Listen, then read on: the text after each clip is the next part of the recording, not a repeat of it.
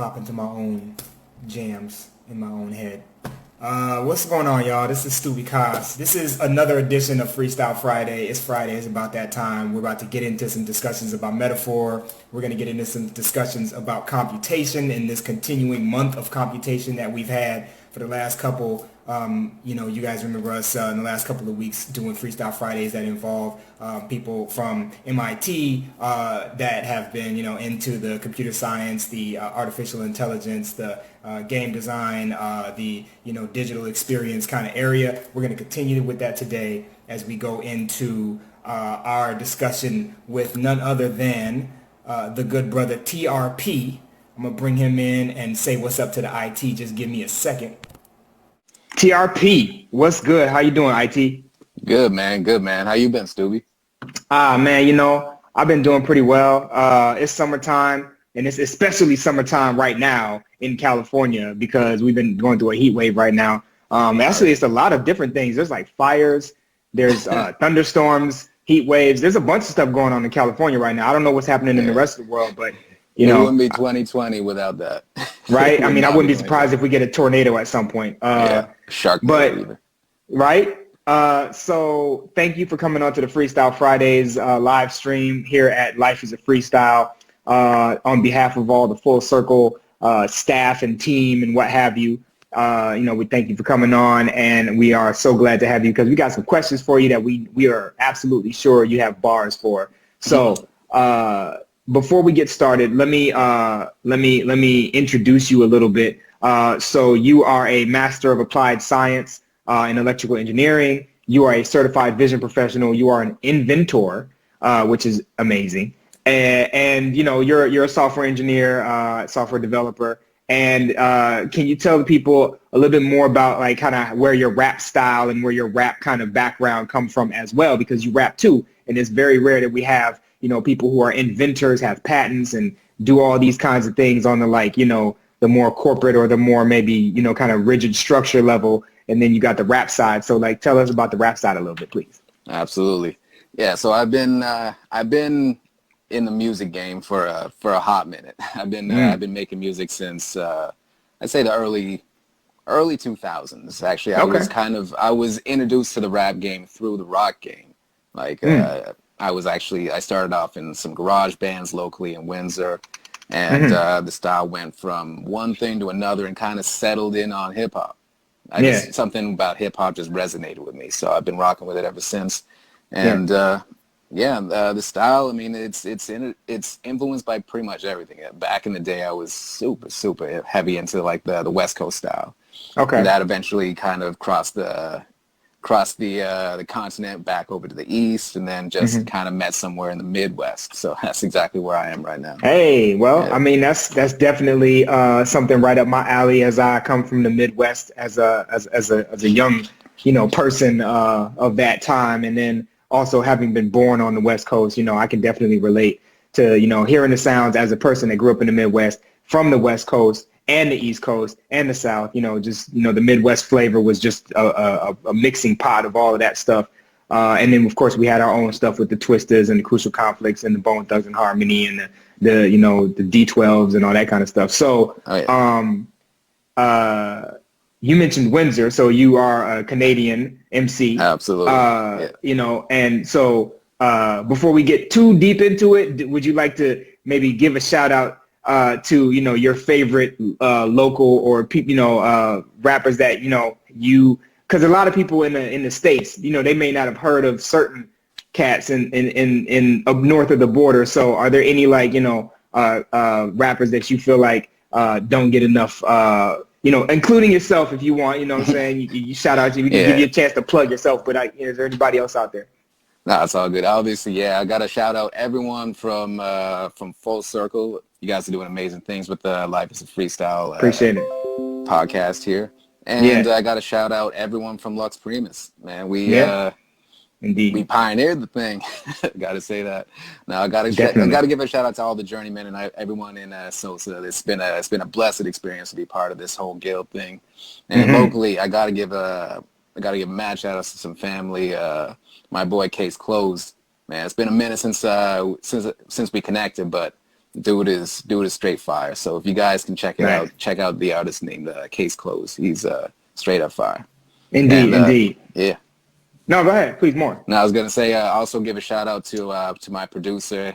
Goes by many names, but I think at this point he's going by the name Cornell. So, Okay. Yeah. Okay. Dude is straight up fire. You can find him here on IG as well. Indeed. All right. So as we get into our bars of the Freestyle Friday, what we're gonna do is basically just talk again about the metaphor of the idea, the concept, life is a freestyle. So I'm gonna first ask you how you feel about the metaphor, life is a freestyle, and does it resonate with you? If you disagree with it, what are your points on that? You know. I mean, yeah. If you think about it, like the life is a freestyle thing, it's a good catch-all, because I mean, like everything that you do it's an improv on some sort of level. You have a plan, and in the great Life words happens. of Mike Tyson, everyone's got a plan until they get punched in the teeth. So like, There it is. you gotta improvise at some kind of level. So like, it definitely resonates. Indeed. And, Okay. Yeah. Even in the industry, I mean, like even in the sciences and stuff like that, everyone has a plan. Everyone has the greatest intentions going forward. But as they discover things, they got to adapt. They gotta improvise, and they got to use what they've learned through different things, piece it together, and make something better out of it. Cool. I want to shout out Dash in the chat, as well as Greg Newman IT is also in there. So shout out to and salute to y'all. I know Dash was in the chat last week, chopping it up with us. So welcome back. Thank you very much. So moving on to the next bar, in the software development world, right? Yeah. We often look at the what we call the SDLC, or the software development lifecycle, as being governed by either a waterfall structure or an agile structure. A lot of times there may be others and mishmashes of stuff in between, but both of those words, agile and waterfall, are reminiscent of freestyling to a certain degree. Would you say that the structure of a project's management could potentially allow for a freestyled life cycle? I mean, it's kind of hard in terms of my industry, because again, everything's kind of measured. We take the approach of measure 15 times, cut once, right? But things change daily. Things like just as an example, we were planning on sending someone out to deploy a program today, but we got the call from the customer, hey, our equipment is ready 2 days early and we need it running first thing in the morning. So like, we didn't have the time to plan. We had to react. We had to improvise. So we had to take little bits and pieces out of this, little bits and pieces out of that, shuffle people around, get them in there, and act like it was part of the plan. Nice. Yeah. A little bit of sleight of hand being involved in freestyling when you rap, and freestyling when you do anything else in life, honestly, because sometimes when you pull something off and everybody else doesn't know that you actually tripped or you actually weren't ready or whatever, and then you just have to kind of fall into whatever the next action is. Sometimes it comes off smooth and nobody's the wiser, and that's what makes certain freestyle outcomes awesome. So yeah, that's definitely a bar. Can you talk to the benefit of being able to verbally break down aspects of life with the technicality of a scientist? As a rapper, we in SOSA refer to this as the global socio-pragmatic competence, right? Where you're really looking discreetly and very microscopically at language, and not only just the meaning of it, but the sound, the phonemes that are used, the vibratory patterns that are being produced by the mouth and the vocal cords, all these things, right? So for instance, if we think about how frequency affects or I guess has an effect on different things, cymatics, you see the plate with the sand on it, and then they play a certain frequency and it creates a shape in the sand. So just thinking about how, that is a thing that we could actually break down or understand better when we think about rap, or when we think about sound, or when we even think about just regular communication. What's the benefit of people really putting a lot of effort into studying that? What do you think would come out of that if more people kind of had a basic understanding of that? Well, I mean, like, if you think about it, if we're studying the science of waves and things like that, The way that waves react to certain different mediums is different. So if we're talking about the transmission of even your own voice through your own head, I mean, you don't really hear your own voice. You hear the vibration of the bones. So it's that's why a lot of people say that they don't like their voice, is because they're not actually hearing their voice. And when they actually hear a recording, that's when they actually hear their voice. Right. You know what I'm saying? Yeah. Minus all of the internal echoing and vibration that you hear. Yeah. So and it's like when you wear earplugs and then you speak or you use your vocal cords, what you're hearing is like if you take that part out of your voice that everybody else hears, that's what everybody else hears. But it's that vibration of the, not allowing you the vocal kind of creation to come out of your mouth and then go around and hit your ear again. But you're literally just hearing the part that's vibrating right here. So it's like a lot of bass, a lot of, or whatever, if you have a lot of trouble in your voice. So yeah, definitely, people not understanding that's you're not being heard the same way that you're hearing yourself, to your point. Exactly. So, I mean, as I was saying, like, if the study of all these things, I mean, like the way that waves kind of transmit through different mediums, air, one of them, your bones, another one, it's leading to different technology, like the headphones that actually act kind of like your voice by vibrating. Yeah. Like, so you got that type of thing. You got different types of headphones that are coming out, like just different types of sound quality. You got the open back, you got the closed back. It's just all of these different things that they stem from the initial question of how can I hear this better? How can I make this sound better? How can I make it sound different? How can I tailor this sound to a specific need? Because sometimes, I mean, like some genres of music would actually sound better with certain types of headphones because some aren't as bass heavy. So you might need that top end. You might need those tweeters to be like as crisp and as clean and definitely shiny above all the woofers and everything. But then you get into something like hip hop, which is very low end heavy. So then you need those woofers. You need all that. And again, those lower frequencies transmit differently. The sound waves are different. The sound waves are slower, and the way that it pushes air through there, it's like I said, it requires a certain type of finesse to get that sound to sound correct. Yeah, so. And I mean, different. It's funny too. Shout out to Tribe Called Quest, the low end theory, but also, the body, the human body has organs that have different levels of consistency. They're either made up of different types of tissues or what have you, and there's cavities like your lungs and stuff like that. So even how sound hits you, if certain levels are at bass level as opposed to treble level, they'll penetrate you differently, and you'll feel the bass differently. And that actually means something for people who are like like to dance or like to be out at the club or whatever. So and it may even have different effects than what we just feel, which we can't necessarily put a word to or describe. Yeah, I'm laughing because I don't know if you guys want to look up what's called the brown note, but that's what's it called again? The brown note. Don't Don't listen to it at high Don't volume. Google. Don't Google that. Yeah. But it absolutely makes sense. Like the way that different sound waves hit us actually makes our own internal organs do certain things. So and they can be used. The thing. It can be weaponized too, because it's been known that the military has these kind of large speaker systems or whatever they have that actually emit a certain sound. It's crowd control to kind of keep people from feeling confident and standing up and what have you. It actually makes people kind of crouch over because their internal organs are starting to fail on them and stuff, and they just want to crumble to the ground. So, there's ways that it can be weaponized, and if there's something that can be weaponized, it can also be possibly used for a peaceful cause as well. So there's all this kind of, understanding that maybe needs to get digested by the common folk like us, so that we can actually use it in art, so that we can use it in science and technology and all these kinds of things.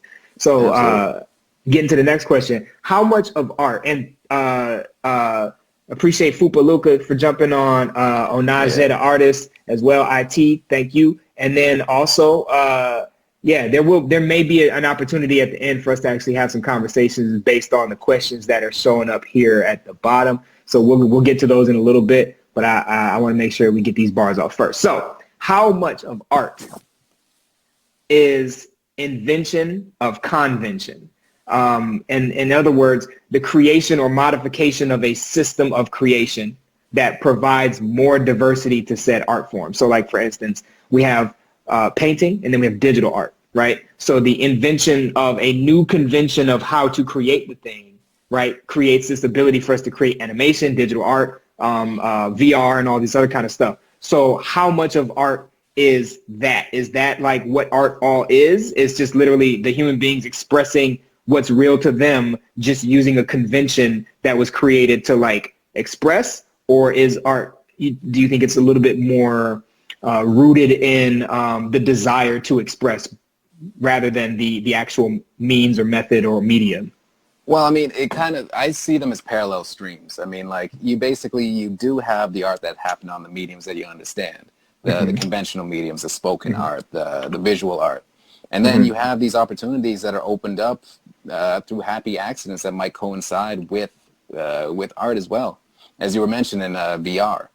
So VR, I'm not sure if the original intention was to be able to kind of present art, because at the time that VR was made, no one was really considering like video games as art, and that paradigm has shifted considerably.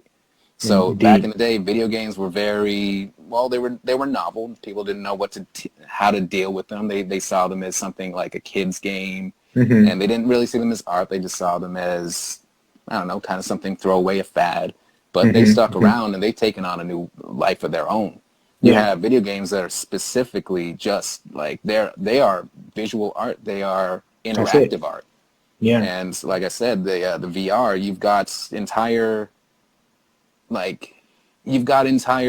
virtual galleries that actually are presenting visual art.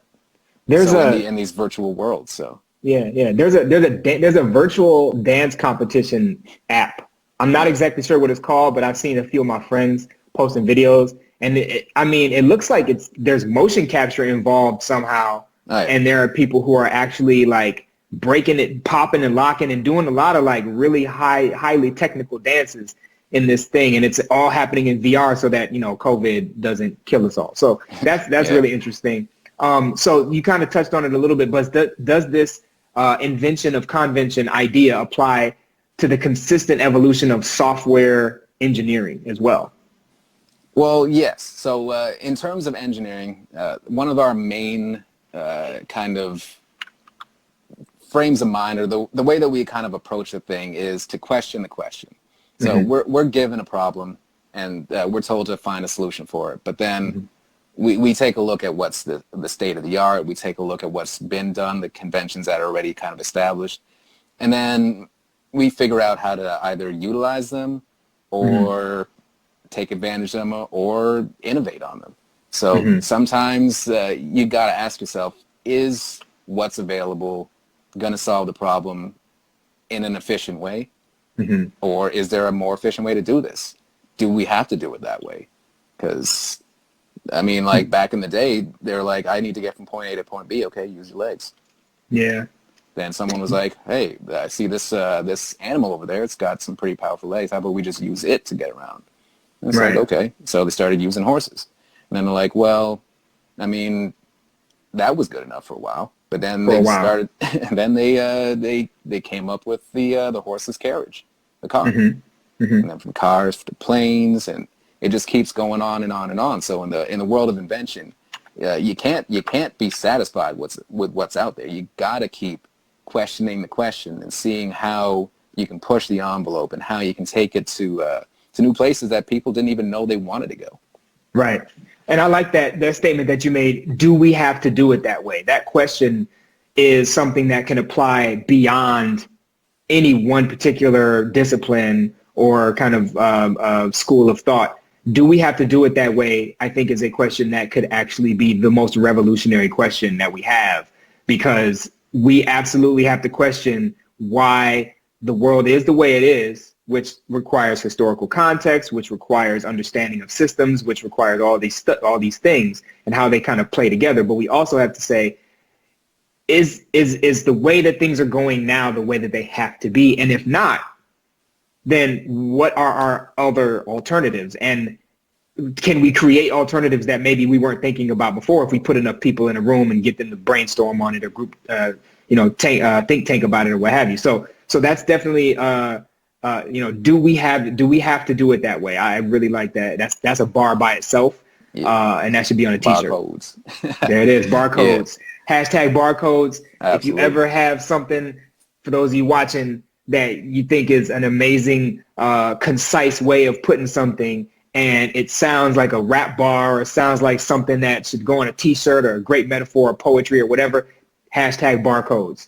Definitely do that. And to go back to that, let's talk about barcodes for a minute. So barcodes, this concept is similar to this idea of life as a freestyle. Something that our class at Full Circle within the SOSA community has come up with in order to kind of put a new idea into the world. Life is a freestyle. For you, for your class at Lux I want to say Lux Primus, but I'll say Lux Primus because that's how you said it. Lux Primus, and that's Latin, of course, right? Yeah. Thank Justice Sky IT for that one. Yeah. Shout out to Justice Sky IT. But yeah, so you guys have barcodes. So can you elaborate on what that is a little bit more? Yeah, so barcodes is basically the concept of coded language. Basically, the way that rappers speak, the lyrics that you hear. I mean, you can take it at face value, but you won't be getting the most use out of it. You won't be getting the actual kind of authorial intention. So you got to dive into it. You got to figure out the code that's in the bars, and that's the kind of one of the concepts of barcodes. That's kind of just the very, very skimming the surface summary of it all. Yeah, and it's definitely something that, as we become kind of, as we continue to pursue this academically and try to understand, how language affects us and how we create it and all this kind of stuff, and the tacit abilities that we have to even decode those codes, it's important for us to kind of think about things in terms of breaking things down and understanding the coding that we put into language as well as the coding that we decode as we deconstruct the language and figure out how it all fits together. So moving on to the next question. This is definitely a flurry of bars in both directions, so I appreciate this, and I hope that the people watching this can just So often, I'm gonna switch gears a little bit here. It often seems like the world's leadership is freestyling the entire international human civilization, right? Yeah. The entire thing, like life as we know it, is being freestyled by a bunch of people, a few people really, in boardrooms or what have you. So some may say the world leaders are control hungry, and some may say they are out of control. As a rapper that has rapped in multiple countries, and so that makes you an international rapper, how important is the concept of control during freestyle? How important is it to lose or keep control in this process? I mean, it's a delicate tightrope, you know what I'm saying? Like you have to be in control of things, like obviously if you're keeping it in the music, you got to be in control of the beat. You got to stay on the beat. If you deviate from the beat, obviously it's no longer music, or it's no longer kind of everyone's popular view of understanding music. Of it. Yeah. Yeah, so, it's still spoken art, but it's just it's more scattered perhaps. Well, I mean, exactly. It's the difference between kind of the freestyle like to music and the URL type of freestyle. But again, everything has its intentionality. So like if you start off as one thing, do you continue with it? Do you just say forget this beat and just go off on your own, and just let the beat play out? And it's kind of it would confuse people. So like the concept of control and keeping things kind of within a constraint is absolutely it's something that it has to be kind of respected. So and in terms of losing control, sometimes again you gotta allow for those happy accidents. You gotta allow for yourself to be surprised. Sometimes you kind of get into that flow state and things come out that you just never even thought of. Because a lot of times in freestyle, obviously, you kind of pick and choose from something that you might have said before, you might have thought of before, maybe not finished the thought, and then on the spot, it kind of takes a life of its own. You kind of riff on it, right? And even in the world of in the world of programming, it's kind of the same thing. So again, you start off with a goal. You know, you need to get from point A to point B. You need to accomplish kind of this functionality. And you set out to kind of do it. And on the way, you might run into a problem. And that problem can cause a lot of headache. And it can cause you to kind of double back on something. Or it can cause you to push through and find a new route. And in finding in that new route, you might have opened up another door to something else. Nice. So again, you gotta allow that control, and that control kind of comes from the mastery of whatever you're trying to do, and the ability to kind of allow these happy accidents to happen and be in control of them as well. Right. So like you can't just let caution to the wind and just kind of let it fall where it is without having the knowledge of how to kind of rein it in. Right. It's kind of like it's kind of like airbending. Right. Where I mean, you know, you can only control it so much. It's not going to be like you're creating a particular solid object out of air that you can bend it so well, but you're actually just kind of using the natural kind of ephemeral abilities of that gaseous substance to your whims to the best of your ability. So the more control you have over it, the more you can actually turn it into a blade. But if you don't have control over it, you can still at least, push a sailboat or something. You know what I mean? So like, there's all that that usefulness to it.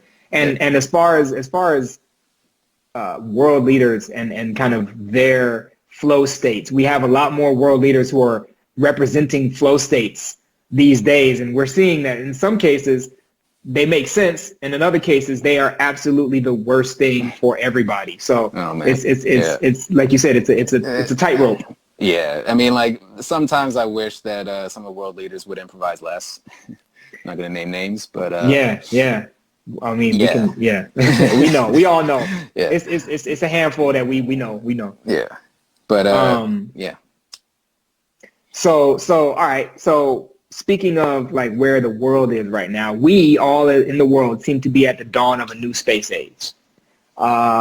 Software becomes massively important when building human carrying ships, as life support and navigation systems will likely do a lot of the heavy lifting. So do you feel like there will be software, or to what degree do you feel there'll be software on our first generation of spacefaring ships that the software can freestyle? How important would it be for that software to be able to say, oh, there's an asteroid that we didn't detect before, we got to course correct, or hey, there's a solar flare that's about to hit us from the back, we got to course correct, or whatever? Extremely important. And I'm not gonna. I'm gonna say this. That technology is not futuristic at all. That is being used today. Deep learning algorithms, AI. These are not pipe dreams anymore. These are being used currently. Like today, I was programming a couple of deep learning algorithms to do automatic inspections, automatic detections of certain types of things. Nice. So it is, again, one of those paradigm shifts where before we saw computers as calculators. They did specifically one thing. They were very structured, and they did that one thing to perfection. To a computer level of perfection, obviously. The deep learning algorithms are very, very complex. It's basically teaching a computer how to think like a human. And again, the happy accidents, that happens a lot. So you have, I always have this conversation with the guys that kind of brought my team. Artificial intelligence can be very stupid. It can be very stupid. You've got to train it up. You've got to, just like any other person. The more training you give them, the better they should become. And unfortunately as well, if you kind of overburden them, they can actually learn how to do one thing too well and too specific and too limited, and not learn how to improvise enough. Yeah. So you have to have the human monitor to see, like, what kind of outcomes and outputs are these systems giving us, and are they close to what we want, or are they entirely in another direction, so that we have to go and pull it back, or maybe even break that off into a branch so that it can specialize in whatever that thing is that it was able to do. Absolutely. Yeah, that happens a lot. Having to kind of retrain these algorithms if they become too biased to a certain type of data, to a certain set of data, you kind of you have to figure out where that bias is coming from and get rid of it, or just start from scratch. Because again, AI. Not a lot of the times do you understand fully why it's doing what it's doing. It's all based on the data that you give it, and you hope and you pray that it does what you want it to do, but sometimes it just does not cooperate, and you got to improvise with it. Yeah. And that's an interesting thing too, is because, like, you know, with artificial intelligence, at least with programming kind of deep learning into that, you have to have two different things that you're programming. You have to have a base system that receives messages and knows how to compute them. And then you have to have the sending system that's saying, like, okay, I'm going to add nuance to what I'm sending to you because there's another input, or there's a slight variation or whatever. And I need to communicate that to you in a way that you can then interpret and say, okay, I see the nuance here. And so now I have to do something different than I did before because that nuance is supposed to be significant. I'm supposed to be looking for the nuance or whatever it is, right? So exactly. So basically, it's taking a predefined set of data and using it to not just learn that set of data, but learn how to interpret it and improvise around it. So how to take it and identify what you need out of it in future cases that may look something similar, may have a lot of difference, but you still need to kind of cut through that and still do the job that it was set out to do. So yeah, absolutely. And, you know, I mean, there's a lot of face recognition software that is either in the works or has already been created that does a lot of this stuff too, because it's literally a data set of a bunch of people's faces, a bunch of pictures, a bunch of selfies, a bunch of whatever data that they're selling to other, you know, research facilities and from these social media sites, from, you know, wherever people take pictures at. And then they put all those pictures in a grid or in like a database or whatever, and then they just file through all those pictures and say, well, what's the bottom kind of like the common denominator, but between all of these? Well, we see everybody's got two eyes and two nostrils and a mouth, and then we see, like, some people have raised eyebrows and then they got wrinkles on their forehead, and some people have raised eyebrows and they don't have wrinkles on their forehead, et cetera, et cetera. So it's interesting to see, you know, where the data gets collected from, but also like how the data gets ingested as well. Like, so there's a lot of levels to it. Yeah, I mean, going back to the facial recognition, I mean, I mean, I need to use it to even open up my phone these days.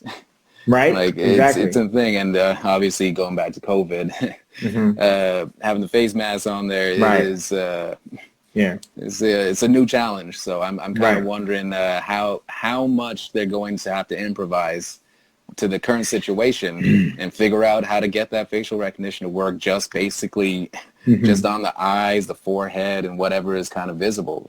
Is it going to... We might have to do retinal scans because, I mean, that's already something that people know is a high security, you know, application. I don't know if it's actually being in use. Do you happen to know if retinal scans are actually a thing, or is that just movie sci-fi? They are a thing. They are a thing. I just I wonder how price effective it would be to kind of put that technology on these phones. That's one thing. And a lot of these things, like even facial recognition, that's not kind of limited to just unlocking a phone. Like I'm playing around with a lot of things that are actually using like facial recognition to do other types of things, like kind of tailor a sound or kind of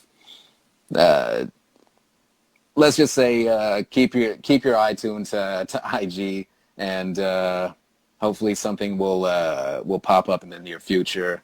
And hashtag barcodes. Wow, there it is. All right. So but a lot of this stuff is done through cloud computing. It's not even done on the local device. You send the data out to Google or Microsoft or any of these kind of data centers, and they'll process the data and send it back to you faster than you could possibly have done it on one computer. On one computer, especially like a cell phone. So. Right. Yeah. Okay. That's scary, but we'll keep pushing.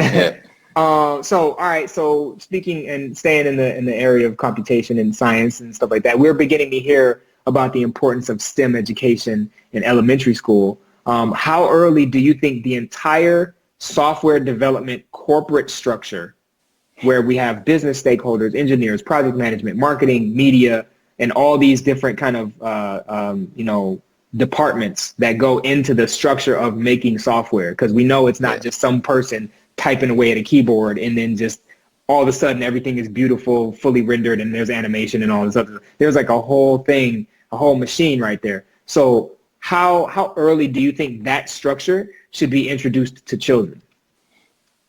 I mean, or people, young people, what have you. Yeah. I'd say definitely high school level. Like that used to be kind of a, like last generation, that was a university type of level thing. But as technology becomes way more commonplace, way earlier in our lives, it becomes more important. I think each generation is going to keep stepping its way down a level. So it went from post-grad to university. University, I'm thinking it should go to high school. High school eventually trickle its way down into grade school and things like that. When, again, technology is becoming super commonplace. Like when I was growing up, having a kid with a cell phone was like, why do you need that? Yeah. These days, having a kid without a cell phone is like, what's wrong with you? Why don't you have a cell phone? Yeah. So it's you'll never be able to know where your kid is at. It's like, exactly. And you basically, everyone has the internet in the palm of their hands, in their pocket at any time and in place. So technology is becoming a given. Yeah. So as that becomes, again, generation after generation becomes more and more expected, then I'd say that walks its way down. So to me, I believe that it should probably be introduced at a high school level. I think grade school is still a little bit early for that type of thing. Okay, fair enough. Shout out to all the kids who are still kids, but also still know how to code computers in some way, shape, or form, because y'all are the real MVPs. Because when y'all get to be our age, oh my gosh, I don't even know what to expect. I wish I had those, opportunities back in the 90s, but you know what I'm saying? Like, everything in due time and the perspective that we have to be able to teach that younger generation, whomever, it is in the school systems. I think that's important because that perspective allows us to show them how important it is, especially now, knowing that there was a lot of stuff that in a lot of cases our generation perhaps missed, the 80s babies and what have you, may have missed when it comes to getting in on the ground floor of the STEM kind of technological space. So anyway, I want to make sure that we get into these questions that have been asked in the chat as well. We got a couple of those. Thank you to the Bug Violet for just joining. Holla at us. So next question. When it comes to managing others, and I'm not sure the degree to which you have actually had a chance to manage people, but as far as just being on teams that are managed and, managing projects and stuff like that, how does one coach a person to freestyle enough in their position to develop a unique working style or a style of work that suits their personality so that they can be the most effective version of themselves? Well, that's the whole thing. You just kind of said it right there, their personality. So it's there's no one size fits all answer to this. So I have people on my team that come in and they're ready to hit the ground running. Like they have a background in it. They might have done it in school. They might have done it at their previous job. So they don't need any coaching at all. I just kind of have to direct them to what we need done. There's other people who come in and they want to do it. They have the willingness, but they don't have the history. They don't have the I'd say the specific knowledge available, but they're willing to learn. So you gotta see exactly kind of their willingness, their level of aptitude, and kind of work with it. So if someone's coming in and they're really, really kind of they're enthusiastic about it, they like they like to be able to be competent with it as well. I might give them a kind of a lighter task and kind of give them a set of lighter tasks that lead up to the final project. So kind of spoon feeding them a little bit. Yeah. It's spoon feeding. It's kind of, I wouldn't say micromanaging, but it's kind of, again, it doesn't overburden them. It lets them kind of take on the discrete little bits so they don't get overwhelmed right off the bat. They handle, because any problem is just It's just a set of easier problems that you can solve one by one until you solve the entire thing. That's a bar right there. Absolutely. That's a bar, man. So write that down. Yeah. So like I'm saying, like you got to see kind of where they're at. And some people like to be challenged. So some people like to be given a project. Not maybe they know something about it, maybe they don't, but they have the willingness to do it and they like the challenge. So you kind of give them free rein and see where they take it. And again, it might be in a completely different direction than you thought, and it might end up teaching you something too. Mm-hmm. So. Yeah, and you know, we talk about metaphor a lot, and one of the metaphors beyond life as a freestyle that we like to talk about is people are plants. And so, you know, I've just gotten into gardening myself. I have a few people in my family, elders, who have passed, but you know, they gardened at one point, and so I'm trying to pick that up a little bit because I don't know if I have a green thumb or not, but I'm in the midst of killing some plants out here on my back patio. Yeah. But you know, like different flowers or different plants or what have you require different amounts of watering. They require different amounts of soil, you know, enrichment or sunlight or what have you. So it's to your point, you know, you kind of have to like, you know, provide that plant, that person with the right kind of nutrients and the right kind of care that they need so that they can bloom into whatever it is that they're supposed to bloom into, the fruit, the vegetable, the flower, what have you. So, yeah. All right. Did you have something to add on to that? No, I'm just agreeing with you. Okay, cool. I don't know the first thing about gardening myself. I'd have to ask my mom because she's pretty hardcore into the whole gardening thing, and she tossed my ear off about it, and I just kind of. But well, I mean that's great. That's great though, because you know, I mean, as rappers, and you know, let me just stop right here real quick and just like reintroduce you here because you know we got people that just jumped on. We have TRP, rapper, engineer, inventor. Speaking to us today about computation and how that applies to the life as a freestyle metaphor, as well as, you know, just kind of riffing on some ideas about how, you know, technology can actually help us, you know, freestyle in life and perhaps, you know, build a better society that allows us to freestyle without consequence of, you know, some of the consequences that we may have had to deal with prior to the technology being where it's at. So I want to say, you know, as rappers, we like to look at things kind of, especially as you know, SOSA ITs, we have the tendency to look at things and see how many different ways can I break this down? How many different ways can I put this into words? How many angles can I look at this from? So in the case of, you know, people are plants, people, and rap, right? So rap comes to the people. Rap comes from the people to the people. So you have people being plants where, you know, if you learn gardening or agriculture or something like that, you're learning about people just as much, perhaps, if you look at it through that rapper lens, as you are learning about plants. So perhaps there may be an element there about either solving problems with computation or solving problems with rap, solving problems with communication of any kind, where you can actually say, all right, I know that, you know, there's a season for everything or something, you know what I mean? You can like extrapolate things from the understandings there. And so, you know, the fact that, you know, you're saying your mom has this kind of gardening experience and she's trying to throw it on you, I would say you might want to take that experience, because now that we're in the COVID era and who knows if the world's governments are going to collapse, which is why I brought that thing up earlier, you know, knowing how to plant, knowing how to create life, you know, even if it's plant life, is something that we all might have to learn at some point. So, you know, regardless of STEM, I think there's always going to be that nature technology that has always existed, you know, of plants and water and sunlight and soil. So, yeah, I just wanted to throw that out there. Point noted. I see. I get it. Yeah, for sure. So, all right, a couple more questions, and then we'll hit the questions in the chat. So, for people capable of but struggling with learning to freestyle through life, are there ways that come to mind that can make freestyling, whether it's rap or in other arts, more fun to practice? In your opinion. Yeah. Again, I mean, people who find it difficult, I'm one of them.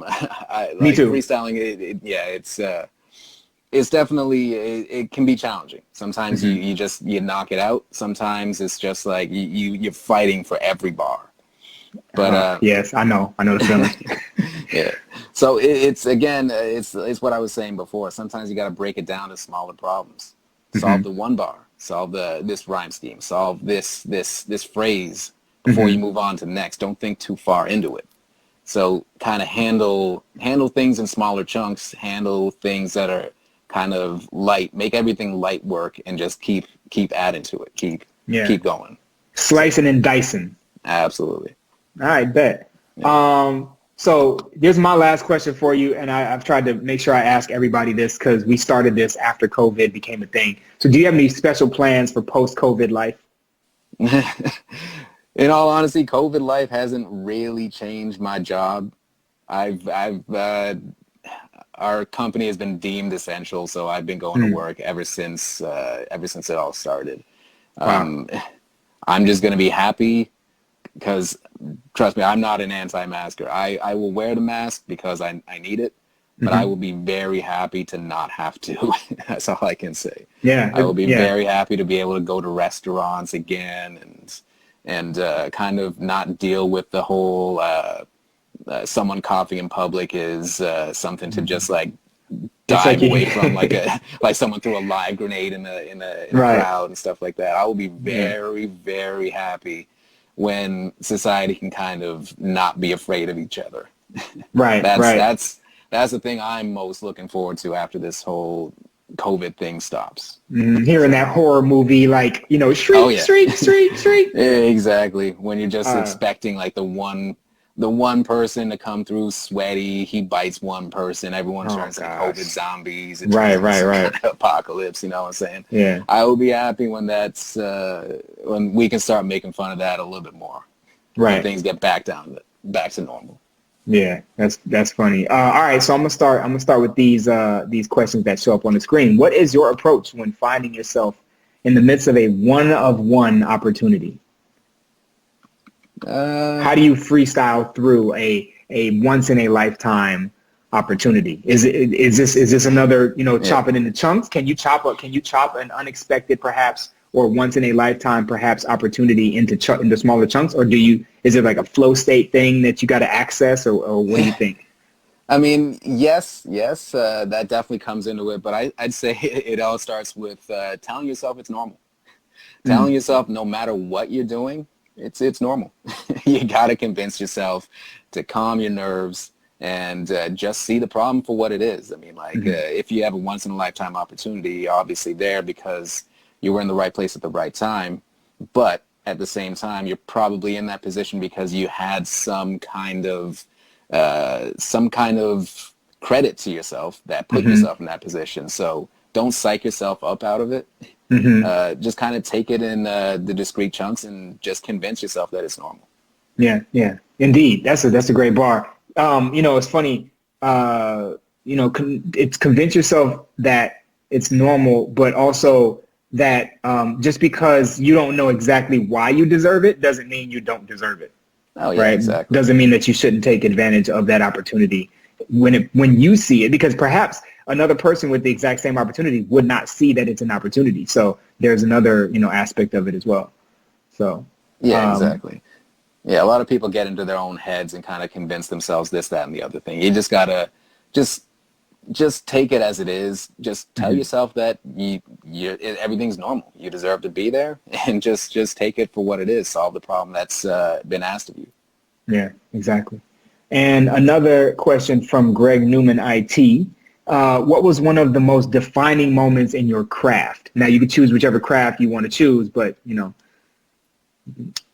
that way. I'm just trying to think. I mean, I think obviously getting into SOSA maybe is probably one of the more defining moments, because until then I actually saw both of my crafts as completely separate.